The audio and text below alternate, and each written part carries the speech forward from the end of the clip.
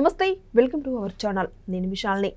YCP నేత వల్లంనేని వంశీ గత కొంతకాలం నుంచి విజయవాడ సబ్ జైల్లో ఉన్నది మనం చూస్తూనే ఉన్నాము. అయితే ఈ నేపథ్యంలోనే ఆయనకి బెయిల్ కావాలని కోరుతుంటే హైకోర్టు అయితే ఆయనకి బెయిల్ ఇవ్వదని స్పష్టంగా కూడా చెప్పిందని మనకు వార్తలు కూడా వస్తున్నాయి. ఈ నేపథ్యంలో ఆయనకి పదుల సంఖ్యలో కేసులు కూడా నమోదైందని చెప్పి హైకోర్టు అయితే స్పష్టంగా చెప్తుంది. అయితే దీని మీద పూర్తిగా విశ్లేషించడానికి మనతో పాటు సీనియర్ జర్నలిస్ట్ డాక్టర్ భరతరెడ్డి గారు ఉన్నారు. వారిని అడిగే కొన్ని విషయాలు మనం తెలుసుకుందాం. నమస్కారం. నమస్తే సార్, వల్లంనేని వంశీ విజయవాడ సబ్ జైల్లో ఉన్నది మనం చూస్తూనే ఉన్నాము. ఈ నేపథ్యంలో ఆయనకి బెయిల్ కావాలని కోరుతుంటే హైకోర్టు అయితే బెయిల్ రద్దు చేసింది. బెయిల్ ఇంక ఇవ్వను అన్నట్టు మనకు వార్తలు వస్తున్నాయి. ఆయన మీద పదుల సంఖ్యలో కేసులు నమోదైనని చెప్పి బెయిల్ రద్దు చేస్తున్నారు. దీన్ని ఎలా చూడాలి సార్? అందుకే వైసీపీ నాయకుల్ని మనం చూసుకున్నట్టయితే వాళ్ళకు కేసులు నమోదైన వెంటనే చాలామంది అంటే ఇటీవల మనం చూసుకున్నట్టయితే ముందస్తు బెయిల్కి వెళ్ళడం జరుగుతుంది. కారణం ఏంటంటే ఒక్కసారి అరెస్ట్ అయిన తర్వాత బెయిల్ రావడం చాలా కష్టంగా ఉంది. దానికి కారణాలు ఏంటంటే ఒకే కేసు నమోదైతే దాని మీద బెయిల్ వచ్చే అవకాశం ఉంటుంది. వైసీపీ నాయకుల తీరు చూస్తుంటే ఒక్కొక్కరి మీద చాలా కేసులు నమోదవుతున్నాయి. గతంలో వీళ్ళు చేసిన అరాచకాలకు సంబంధించి అకృత్యాలకు సంబంధించి అప్పుడు భయపడ్డ బాధితులు ఒక్కొక్కరుగా బయటికి రావడం జరుగుతుంది. దాంతో ఏమవుతుందంటే వాళ్ళకు బెయిల్ రావడం కష్టంగా అవుతుంది. వల్లంనేని వంశీ విషయంలో 72 రోజుల నుంచి జైల్లో ఉండడం జరుగుతుంది. చాలా సందర్భాల్లో బెయిల్ కోసం ప్రయత్నం చేయడం జరిగింది. కానీ కేసు మీద కేసు నమోదవుతుంది. అంటే ఎవరైతే బాధితులు ఉన్నారో గతంలో వైసీపీ ప్రభుత్వం ఉన్నప్పుడు భయపడ్డ వాళ్ళు, కేసు పెట్టడానికి ముందుకు రాని వాళ్ళు ఎవరైతే ఉన్నారో వాళ్ళంతా ఇప్పుడు ధైర్యంగా ముందుకు వచ్చి కేసులు పెట్టడానికి ముందుకు వస్తున్నారు. దీనివల్ల ఏమవుతుందంటే అతనికి బెయిల్ రద్దు అవుతూ ఉంటుంది. బెయిల్ రావడానికి అవకాశాలు చాలా తగ్గిపోతూ ఉన్నాయి. అందుకే వైసీపీ నాయకుల భయం ఏంటంటే ఏమైనా కేసు నమోదైతే, ఎఫ్ఐఆర్ నమోదైతే ముందస్తుగా మనం చూసాం. చాలామంది నాయకులు కూడా ముందస్తు బెయిల్కి వెళ్ళడం, అసలు దొరకకుండా తప్పించుకొని తిరగడం, అసలు పోలీసులకు స్పందించకపోవడం, ఇలాంటివన్నీ చూస్తున్న సందర్భంలో ఇప్పుడు వల్లంనేని వంశీకి సంబంధించి ఈ కేసులు మరిన్ని కేసులు నమోదవుతున్న నేపథ్యంలో బెయిల్ అనేది ప్రస్తుతానికి అసాధ్యంగా మనకు కనిపిస్తుంది. ఈ నేపథ్యంలో ఇంకా ఆయనకి ఇప్పుడు బెయిల్ వచ్చే అవకాశం కూడా లేదంటారా సార్?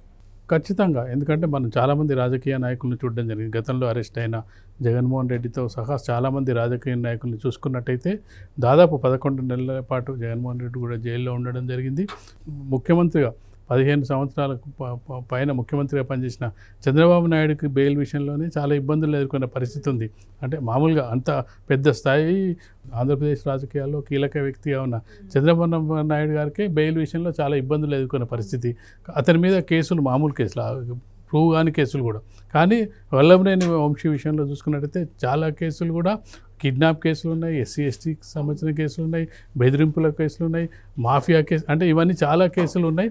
చాలామంది బాధితులు కూడా ఇప్పుడు బయటకు వచ్చి కేసులు నమోదు చేస్తున్న పరిస్థితిలో బెయిల్ అంటే ఇప్పట్లో వచ్చే అవకాశాలు అయితే మనకు కనిపించట్లేదు.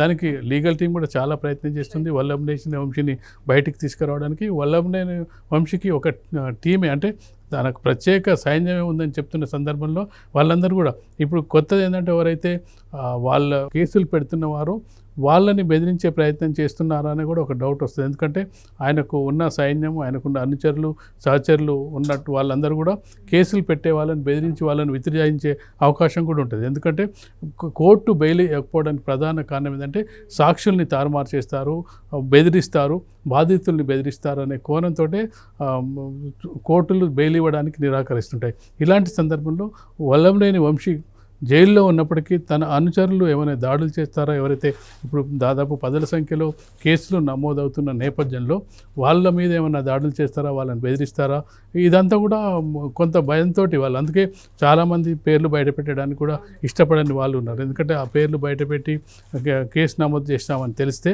వాళ్ళ మీద కూడా తన అనుచరులు ఏమైనా దాడులు చేసే అవకాశం ఉందనే భయం కూడా ఆ బాధితుల్లో ఉన్నట్టుగా కనిపిస్తుంది. అందుకే ఎక్కువగా మన కేసులు నమోదవుతున్న విషయాన్ని స్పష్టమవుతుంది. కానీ ఎవరు కేసులు నమోదు చేస్తారు అనేది పెద్దగా బయటికి ప్రపంచానికి పోవడానికి కారణం ఏంటంటే వాళ్ళు కొంత భయంతో ఉన్నట్టుగా మనకు కనిపిస్తుంది. నేను అంబటి రాంబాబు కౌంటర్ మన టీడీపీ కార్యకర్త చేబ్రోలు కిరణ్ గారిని అరెస్ట్ చేసిన తర్వాత తొందరగానే బెయిల్ ఇచ్చారు అని ఇంతకుముందు వైసీపీ కార్యకర్తలు ఇప్పుడు జైల్లో ఉంటే ఎవరికొకరికి వాళ్ళకి బెయిల్ రానియకుండా చేస్తున్నారు అని స్పందించారు. ఈ స్పందన ఎలా చూడాలి సార్? అంటే బెయిల్ రావడానికి కేసుకు వేరియేషన్ ఉంటుంది. బెయిల్ ఇచ్చేది అనేది ప్రభుత్వం కాదు, బెయిల్ ఇచ్చేది అనేది కోర్టులు బెయిల్ ఇస్తాయి. ప్రభుత్వం ఆపమంటే ఆపడం, ప్రభుత్వం ఇమ్మంటే ఇవ్వడం ఉండదు. కేసు నమోదు సెక్షన్స్ ఆధారంగా ఆ కేసు తీవ్రతను, కేసు పరిస్థితిని బట్టి బెయిల్ ఇస్తూ ఉంటారు. అందరికీ ఒకే విధంగా ఉంటుంది. అంటే కొంతమంది సంవత్సరం పాటు బెయిల్ రాదు, కొంతమందికి 6 నెలలకు రాదు, కొందరికి వెంటనే స్టేషన్ బెయిల్ కూడా వస్తుంది. ఇమ్మీడియట్గా స్టేషన్ బెయిల్ వస్తుంది, కోర్టు జడ్జి ముందు ఎంత తింటారు. అంటే కేసుకి వేరియేషన్ ఉంటుంది. దానికి సంబంధించి జడ్జిలు నిర్ణయం తీసుకుంటారు. అది ఓ ప్రభుత్వం లేకపోతే ఆ పోలీసుల పరిధి కూడా ఎంతవరకు వాళ్ళు అరెస్ట్ చేసి కోర్టుకు సబ్మిట్ చేయాల్సినంతవరకే వాళ్ళ పరిధి. దాని తర్వాత అంతా కూడా కోర్టుల్లో జరగాల్సిందే. కోర్టుల్లో వాద ప్రతివాదనలు జరిగి బెయిల్కు నిరాకరించడానికి కారణాలు కోర్టు చెప్తుంటుంది. వాళ్ళు విడిపించడానికి తన తరపున లాయర్లు పనిచేస్తుంటారు. ఒక లీగల్ టీమే పనిచేస్తుంది. కాబట్టి కేసుకు వేరియేషన్ ఉంటుంది. అంబటి రాంబాబుకు తెలియదని అనుకోవడానికి వీల్లేదు. కానీ ఒక విమర్శ చేయాలిగా, రాజకీయ విమర్శలు చేయాలి కాబట్టి చేస్తూ ఉంటారు. ఇక ప్రతిపక్షంలో ఉన్నప్పుడు ఇలాంటి విమర్శలు అనేది కామన్గానే ఉంటాయి. Thank you sir.